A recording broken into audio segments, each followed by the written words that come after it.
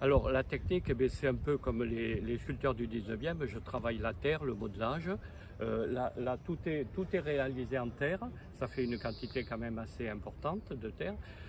Quand je pense que le travail est fini, je vais faire un moule à creux perdu, c'est-à-dire un moule plâtre, faire une réalisation en plâtre. Et ce n'est qu'après que ce plâtre, sur ce plâtre, qu'il va y avoir un moule en silicone qui va être réalisé. Et dans ce moule en silicone, je vais estamper la résine. Une fois que j'aurai retiré, nettoyé tout ça, ensuite je vais passer à la polychromie, c'est-à-dire à la couleur. Mais là, je reviens un petit peu, autant sur la terre, je suis comme les sculpteurs du 19e. Quand je passe la polychromie, je suis comme si vous voulez, comme les Romains, les Grecs. Ils travaillaient déjà comme ça. Un marbre qui a maintenant 2 ou 3 000 ans, s'il n'était pas peint, on estimait qu'il n'était pas fini. Donc ben voilà, je refais un peu le même trajet en sens inverse.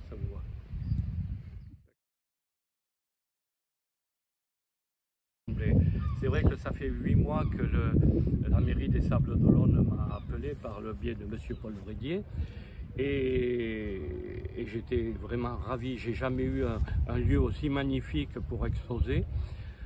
Sauf qu'on a commencé un mercredi.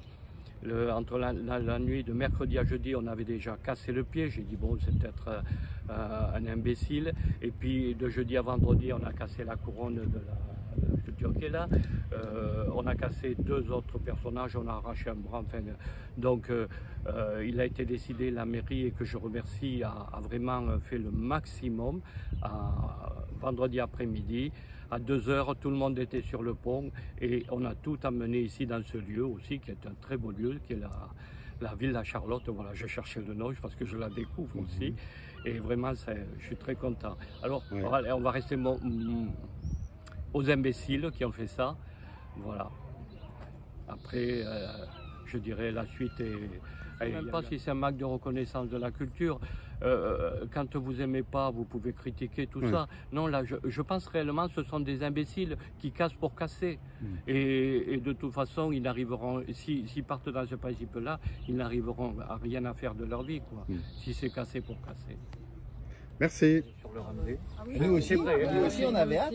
Et attendez, j'ai jamais eu un lieu d'exposition aussi beau. Et puis bon, les imbéciles ont tout cassé. Comment les deux se rendaient service, les sculptures et le Remblai et les sculptures, c'était un échange, une sorte de symbiose. On aurait dit que vous les aviez créés pour le Remblai des Sables d'Olonne. Alors il y en a eu 2 de créés, je vais quand même, si vous voulez après je vous dirai. Et je sais que vous êtes beaucoup appliqués, je sais qu'il y avait aussi l'orientation, tout ça, on a revu tout ça. Et puis ils cassent tout. De là, on a une réunion ici, ils ont été ici, il y avait tout le monde. Et en une espace de demi-heure, 1 heure, entre le repas de midi et 2, tout a été vu avec vous, avec les services. L'après-midi extraordinaire, il y avait 5 ou 6 camions, il y avait au moins 15 personnes. Alors quand je dis 15 personnes, c'est le personnel de la mairie. Et tout, en 2 h 30, tout est sorti du Remblai à ici. C'est vrai que j'avais vraiment peur et qu'ils prennent ça comme un jeu. C'est-à-dire le premier jour on casse le pied, le deuxième jour on casse un bras. On avait essayé de sortir la laisse mais ils ne l'avaient pas amené. On casse la couronne, bon ils avaient amené des lunettes, ils avaient essayé de sortir la laisse.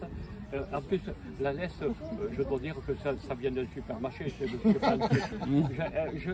Oui, et elle n'est même pas utile parce que pour des raisons esthétiques, les 2 tabourets qui restent, parce qu'il reste encore le chai, les 2 tabourets, c'est pas beau si ça traîne par terre. Donc j'avais raccourci, c'est une laisse qui en gros fait ça de l'autre, c'est-à-dire si vous promenez le chien, il n'a pas le droit de dépasser les pieds. Vous ne pouvez malheureusement pas faire prendre de risques à vos œuvres davantage, il y avait assez de casse comme ça. Et je vous en remercie parce que moi je pensais qu'ils allaient faire un jeu et jusqu'à la fin ils allaient tout faire. On n'avait pas réussi à les protéger.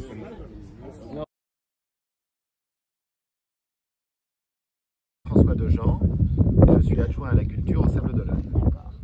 Donc oui, j'imagine que le sentiment est un peu mitigé. Là, c'est très agréable, le lieu où se trouvent ces belles statues, mais c'est pas là qu'elles devaient être au départ. Bah oui, moi je suis un peu en colère parce que ces statues étaient à leur place sur le Remblai. Ces statues, on est vraiment face à un acte gratuit parce que ces statues sont jolies, ces statues ne sont pas provocantes, ces statues sont à leur place au Remblai puisque ce sont des jeunes femmes en maillot de bain qui reviennent de la plage. Oui, mais le sentiment qui est le mien, c'est celui d'un sentiment de colère et d'indignation face à un acte gratuit. Voilà. Et j'espère que les caméras de surveillance qui sont sur le remblai nous permettront de retrouver ceux qui ont fait ça.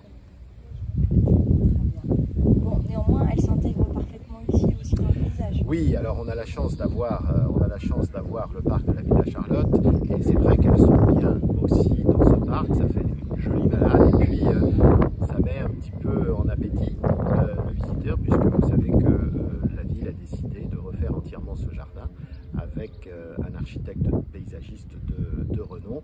Donc on ouvre la Villa Charlotte avec des œuvres un peu avant que nous l'ayons pensé au départ. Les statues, est-ce qu'il y a une chance qu'elles reviennent sur le remblai ou alors elles resteront Non, ici? je pense que c'est difficile. C'est difficile vis-à-vis de l'artiste, qui est d'ailleurs au demeurant un artiste à la fois talentueux et adorable. Très gentil, vraiment très gentil, je le dis, parce que il a pris ça avec philosophie.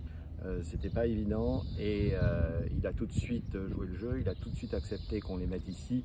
Je pense que malheureusement, nous ne pourrons pas les remettre sur le remblai. C'est dommage parce que vous avez vu qu'on a dans l'idée et on l'a fait un peu, de mettre un peu une forme d'art dans la rue. On l'a fait avec le marquet sur le remblai, on l'a fait avec la fresque sur les silos de la cavale. On a d'autres idées et on voulait le faire au travers de sculptures sur le remblai.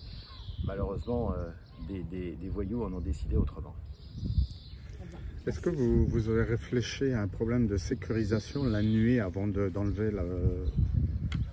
Alors la sécurisation la nuit, ça obligeait, en réalité c'était assez étalé parce que ces statues étaient sur le remblai, ça obligeait à avoir un gardiennage toute la nuit, ce qui est compliqué, et je ne suis même pas sûr qu'un gardiennage sous la nuit aurait permis de résoudre le problème, parce que comme je vous le disais tout de suite, les statues sont assez éloignées les unes des autres, et c'est assez facile de casser une statue rapidement avant même que le gardien ne puisse arriver.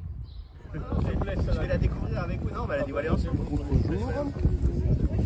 Jean-François, Sophie, vous venez avec nous? Jean-François, Sophie, vous venez avec nous?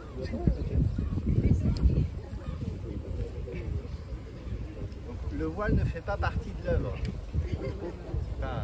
C'est pas une statue. Il fait pas partie de l'œuvre. Ah non. Attends. Je peux la dénouer?